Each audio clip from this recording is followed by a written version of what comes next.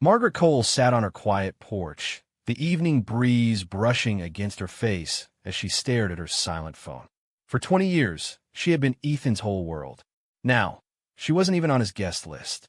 He didn't even look at me when he told me, she whispered to herself. Her voice cracked. Her neighbors probably thought she was talking to the wind, but she was talking to the ghosts of the little boy who used to race into her arms after school. The boy who once called her mom like it was her real name. She remembered the moment clearly. Ethan had been stirring his cereal that morning, scrolling on his phone like she wasn't even there.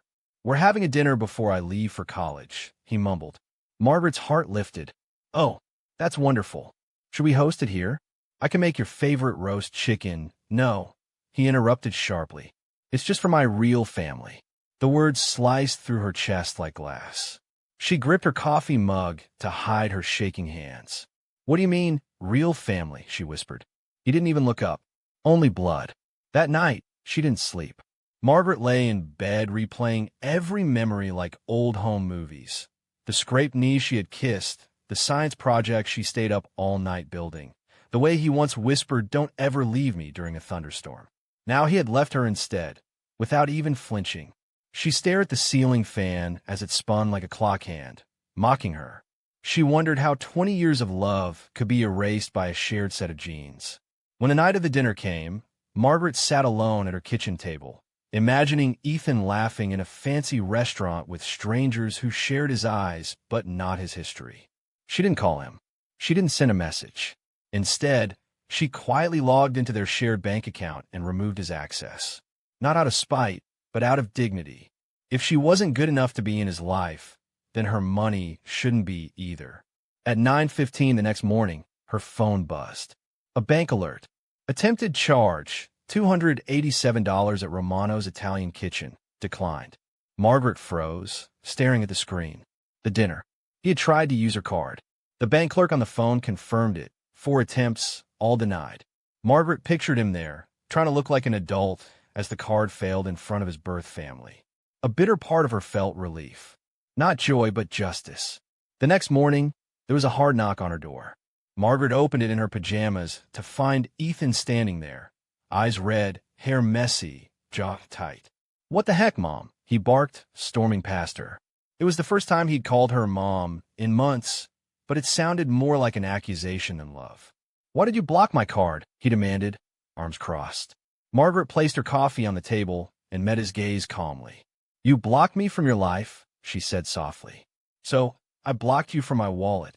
Ethan stared, mouth open. "You embarrassed me," he said, his voice cracking.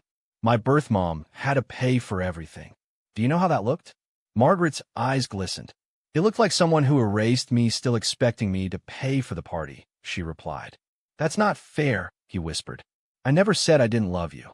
She gave a sharp laugh. "You didn't have to say it. You showed it. You showed it," she continued, "when you didn't invite me. When you called her mom. When you made me invisible." Ethan slumped into the armchair, shoulders sagging. "I didn't think you'd actually cut me off," he muttered. Margaret's lips trembled. "So you knew I might. You just hoped to get one more thing first." He said nothing. Silence filled the room like fog. "You want to be independent, Ethan?" she said. "Then pay for things yourself." He cried then, broken, raw sobs that shook his chest. Margaret's hands itched to hold him, to rock him like when he was little, but she stayed still.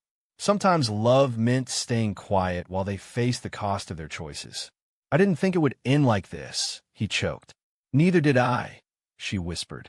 "But here we are." The following morning, he sat on her porch steps with his backpack, eyes swollen. Margaret watched through the window, heart twisting. She opened the door slowly. "You're early," she said flatly. Ethan looked up, voice small. "I didn't know where else to go." She stayed in the doorway. "Why not your real mom's house?" The words hit him like a slap.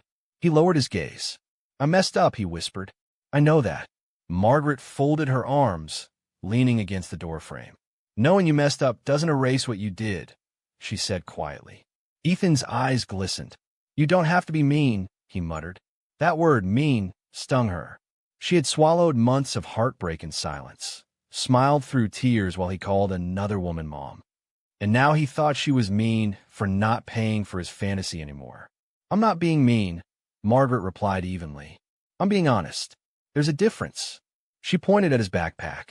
If you're here for money or comfort, ask the people you chose. Ethan blinked fast, his jaw trembling. They're not what I thought they would be, he whispered. It's not like I imagined. His voice cracked. She made me pay for my part of the dinner. Said it was time I learned responsibility. She pushed the check toward me without warning. Said, you're an adult now. Start acting like one. His hand shook as he spoke. Margaret stayed quiet, letting the words echo. It sounded like tough love, but tough love from someone who hadn't raised him felt like betrayal. He wiped his nose, looking suddenly small. For a moment, her arms ached to reach for him, to pull him inside, make him pancakes, fix everything like she always had. But then she remembered the way he'd looked at her when he said she wasn't invited. She remembered hearing him laugh on the phone, calling Patricia the real MVP. She remembered walking past his door and hearing, she was just the lady who raised me. That sentence had shredded her heart. And now, when the dream had cracked, he wanted to return as if nothing had happened. You made your choice, Margaret said, stepping fully onto the porch. And I accepted it. But choices have results. You don't get to erase me and then come back when life gets hard. Ethan stared down at his shoes, lips trembling. I didn't think you'd actually let me go, he whispered. That pierced her. Of course he hadn't. She had always been a safety net, the one who caught him when he fell. But she wasn't that anymore. Couldn't be. Wouldn't be. A neighbor walked by with a dog, glancing curiously at them. Margaret didn't care. Let the world see this. Let them see a mother drawing a line no one believed she could draw. I love you, she said, her voice soft but firm. But love isn't permission to use people. I've been your mom in every way that matters. But you've treated me like a backup plan, and I won't be that anymore. Ethan's eyes widened like he'd just discovered love had limits, that even she could break. So that's it, he asked, voice hollow. You're just done with me? Margaret nodded slowly. For now, she said, until you understand what family means. Until you learn to love without using people. She turned and walked inside. She didn't slam the door, didn't lock it, but she didn't open it again, even when she heard his soft sobs outside, even when his footsteps faded down the porch steps. She sat on the couch, staring at the empty doorway, feeling something inside her quietly shift. The house grew silent. Not peaceful silence, just absence. For 3 days, the quiet hummed under everything like electricity about a spark. She didn't hear from him. No knocks, no calls, no cowardly texts. But each morning she lingered by the window a bit too long. Each night, she left the porch light on a little later. Hope was a stubborn thing. It dug into her chest, even when she told herself to let go. She hated how much she still wanted him to come home. On the 4th morning, her phone rang. The number was unfamiliar, but her stomach clenched. She answered cautiously. Hello, she said.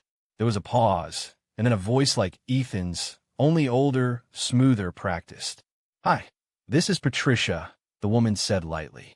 I'm his birth mother. The words felt like splinters under Margaret's skin. Patricia chewed on something as she spoke. He's really upset. He feels like you blindsided him. The card thing embarrassed him in front of everyone. Her tone was breezy, casual, like this was all a misunderstanding.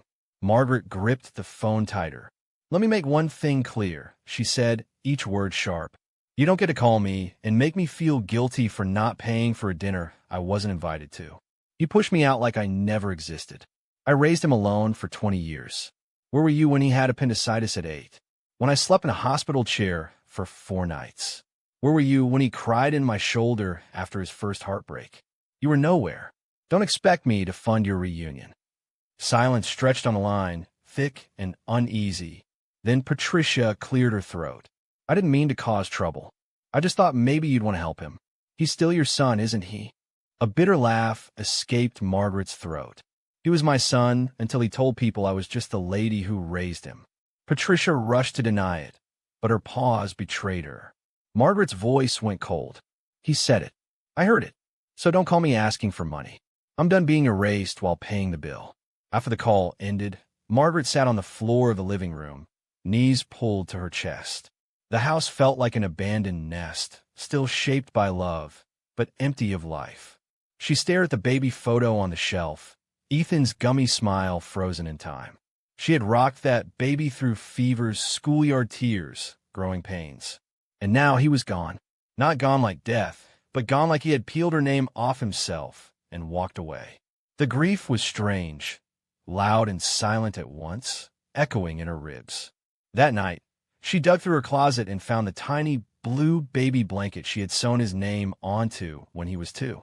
It was soft and faded, the edges fraying from years of washing. She sat on the bed with it on her lap. Her hands traced the crooked stitches of a name he no longer used. For a wild second, she wanted to throw it out, burn the whole chapter. But she couldn't. Not because of love, but because of memory. Even if he denied it now, she had been the one who stayed. The next morning came another knock. Margaret opened the door to find Ethan standing there with arms crossed, his jaw tight. "Why did you tell her I called you just the lady who raised me?" he demanded. His voice snapped like dry twigs. "I told her that in private. I didn't mean it like it sounded." Margaret blinked. "You said it. You meant it. You've acted like it.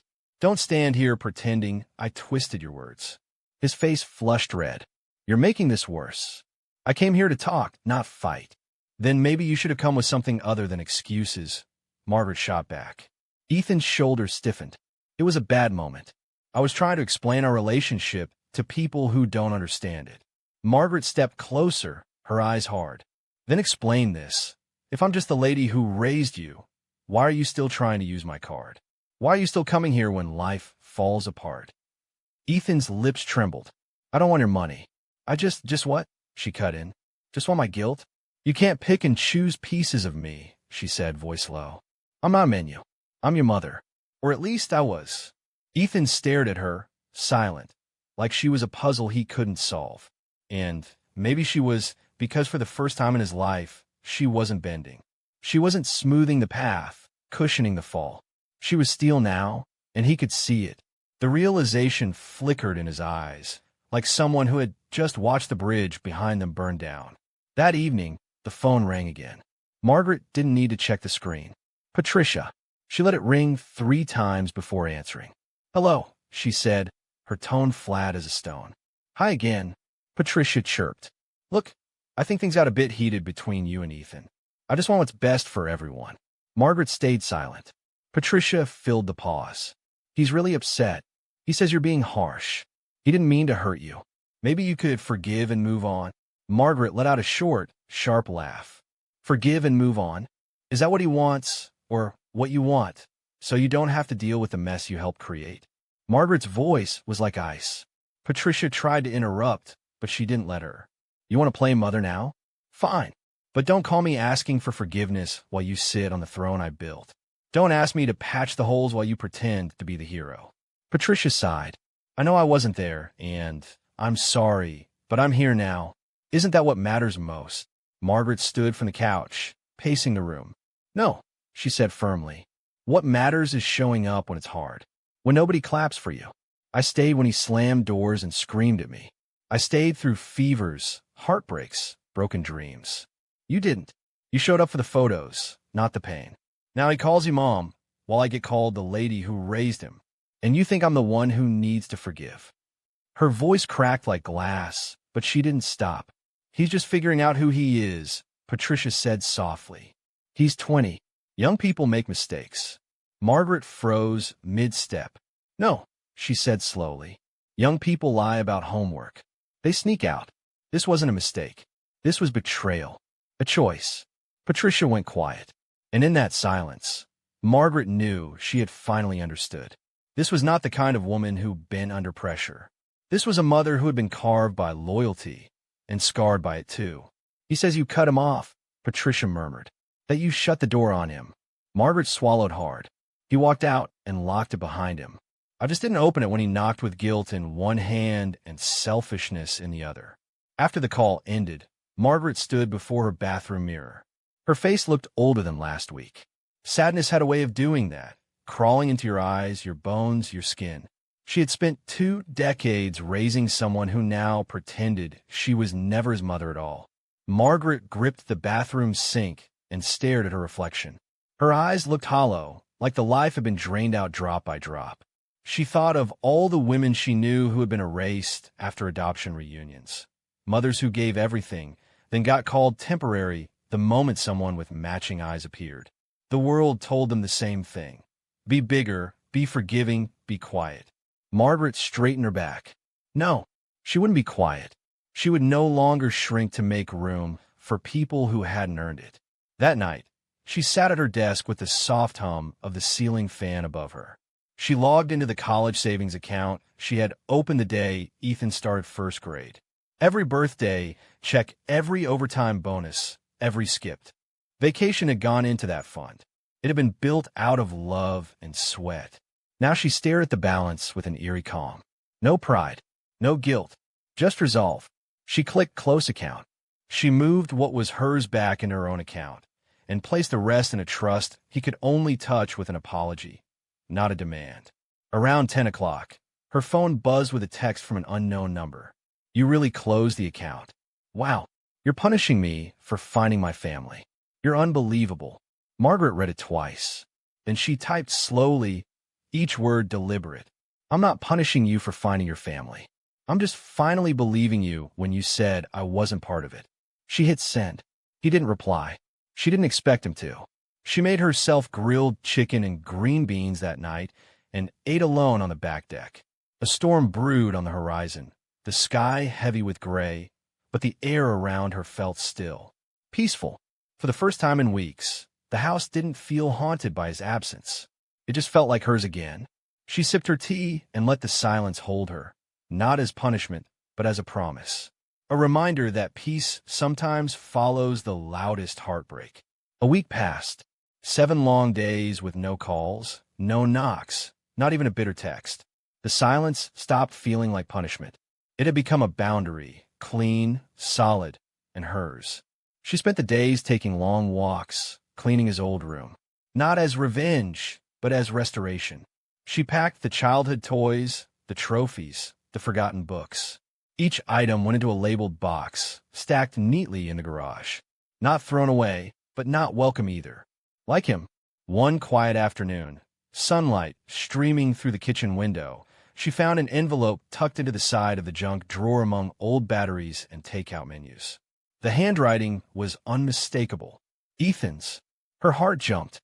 She hesitated before opening it, every muscle tensing like she was bracing for another wound. Inside was a single sheet of torn notebook paper. At the top, in messy, rushed letters, he'd written, I didn't mean to make you feel like you didn't matter. Tears came hot and sudden. She read quickly, afraid she'd stop if she slowed down.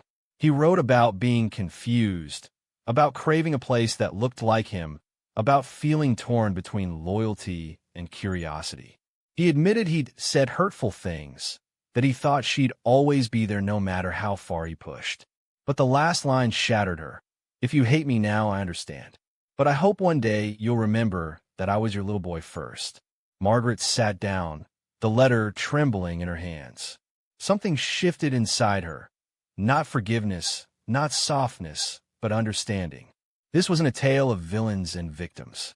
It was a story of broken people trying to make sense of pain. She finally saw the scared boy again, the one who still wanted to be loved, even as he pushed her away with both hands. But seeing that didn't erase what he'd done. It didn't undo the words that had cut her to pieces. That evening, she sat on the deck watching the sky fade to purple. People said unconditional love meant taking someone back no matter what. Margaret no longer believed that. Real love, grown-up love, had conditions. One was respect. Another was reciprocity. You couldn't spit on the foundation and still demand the house stand tall. You couldn't exile her and still expect her to play mother on command. That wasn't love. That was convenience. And she was done being convenient. The next morning, she taped up the boxes from his old room and carried them to her car. She mailed them to his college address. No note. No explanations. She didn't want to confuse him with emotion. He needed to know she had moved forward, not in anger, but in truth. Not to hurt him, but to remind him she was no longer waiting in the wings, ready to save him. That role had ended. She was no one's safety net anymore. 2 days after mailing the boxes, Margaret's phone lit up with a voicemail notification.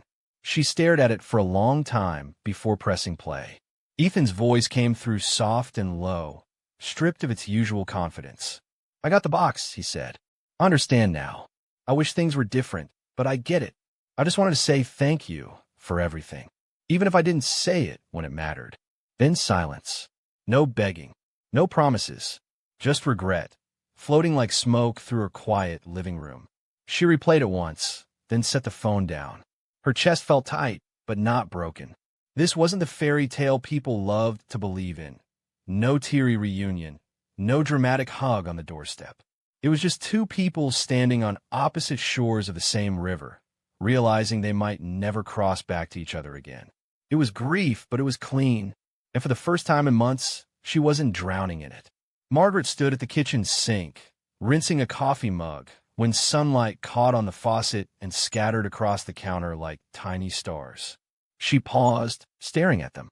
For 20 years, her life had been shaped around Ethan's needs. She had lived like a planet orbiting his sun. But now, she stood still in her own center. The house hummed with her presence again. It was quiet, but it was hers. That afternoon, she took a long walk around the neighborhood. She noticed things she hadn't in months. The bright red tulips blooming by the corner, the laughter of kids riding bikes, the smell of fresh bread drifting from the bakery. Life hadn't stopped when he left. She had just forgotten how to look at it. The realization startled her. Maybe she could start over, not as his mother, but as herself. When she returned, she made tea and sat on the back deck, listening to the soft rustle of trees. She thought about how people loved stories where everything got fixed, where love conquered all. But real life wasn't like that. Sometimes relationships didn't break dramatically. They just unraveled thread by thread until there was nothing left to mend. And sometimes the bravest thing you could do was not tie the threads back together. Margaret opened her journal, a leather-bound one she hadn't touched in years, and began writing. She wrote about Ethan's first steps, the way his tiny hands had clung to her shirt. She wrote about soccer games and birthday candles and teenage tantrums. She wrote about the first time he said "Mom," and the last time he did. She let the memories spill onto the page, not to hold on to them, but to finally set them down. Later that night, she sat by the window watching the street lamps flicker on one by one. A thought crossed her mind, soft but solid. She didn't hate him. She never could. She just couldn't be what he wanted her to be anymore. The silent, giving shadow he only noticed when he needed something.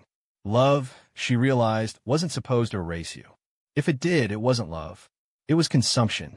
Days turned into a week. Margaret fell into new rhythms. Morning walks, fresh flowers on the kitchen table, quiet dinners with books instead of tension. The silence that once echoed like abandonment now felt like air she could finally breathe. She didn't wait by the window anymore. Didn't flinch when her phone buzzed. The world had shifted, and she was still standing.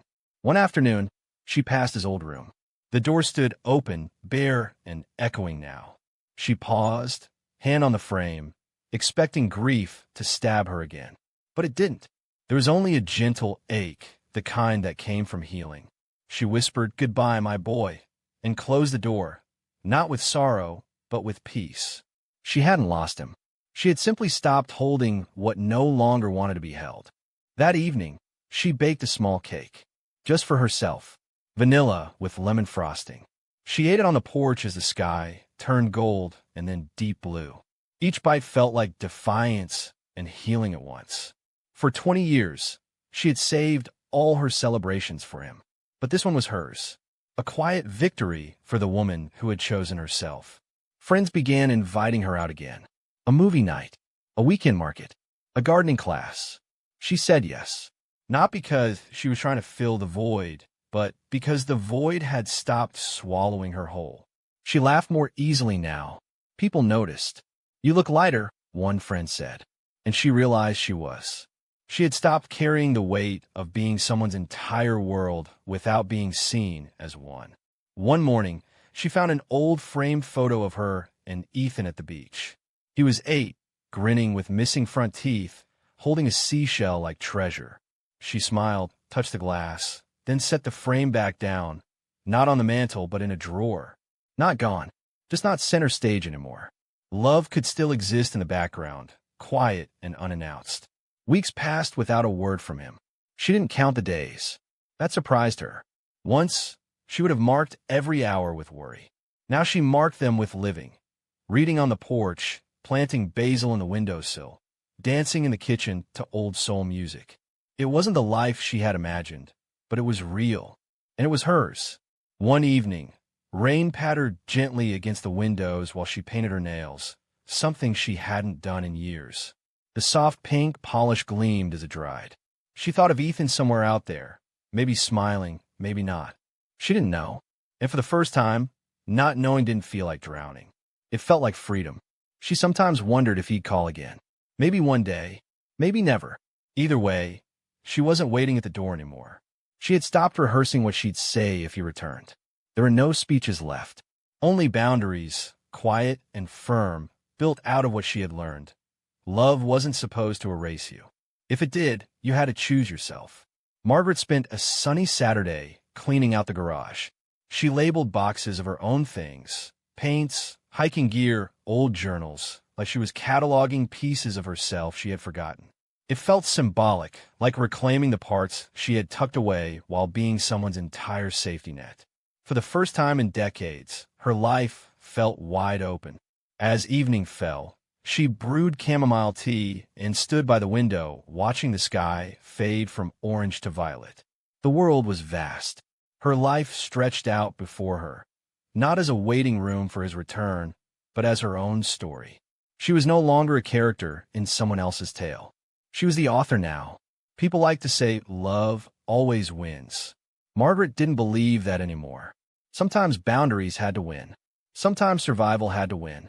Sometimes the truest kind of love was letting someone go when holding on was destroying you. She had let go, not because she stopped loving him, but because she started loving herself more. She whispered it to the quiet room as she turned off the light. I loved him. I still do. But I love me more now. The words didn't tremble anymore. They stood steady, solid, like the ground beneath her feet. For the first time, she didn't feel like a backup plan. She felt like a whole person. Have you ever had to walk away from someone you